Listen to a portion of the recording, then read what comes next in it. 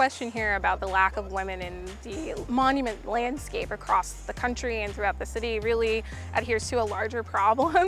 I think it's a societal and cultural issue that, if you think about it, the founding of the nation, it's done by men. There's no sort of consultation from women across the board, and we're all aware of that. Some of the ways in which we can act as advocates is by hiring women artists to create works of art or installations throughout the city, highlighting women's stories, of course, that pertain to Philadelphia history. And it's important to talk about that because it's more things that we as a city should be proud of. When you walk around the city of Philadelphia or any major city in the United States, you might find or feel that there aren't a lot of women represented. You might see female bodies that represent allegories or metaphors for liberty, justice, broader ideals and goals that the nation purports to have. But historical women are really absent. So if you've ever felt that way, it's not an accident. In fact, we've undertaken a national monument audit to scour hundreds of thousands of data sources that try to tell us about what kinds of monuments exist and which monuments don't exist. And what's interesting is that only about 4 of these data sets or sources consider gender as a category at all.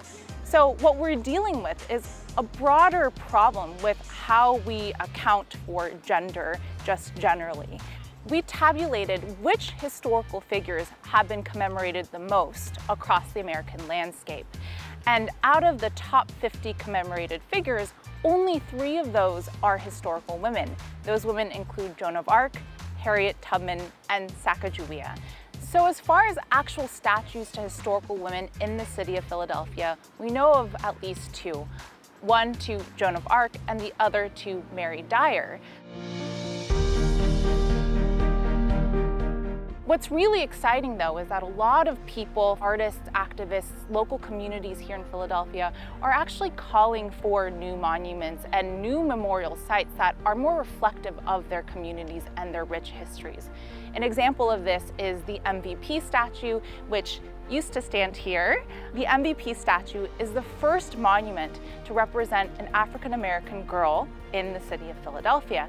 It was inspired by the legacy of Ora Washington, who was a trailblazer in the arena of sports. It's been a source of inspiration for a lot of Black girls in particular across America. So why is MVP missing? Well, we learned from sources that the statue was pulled down by youth.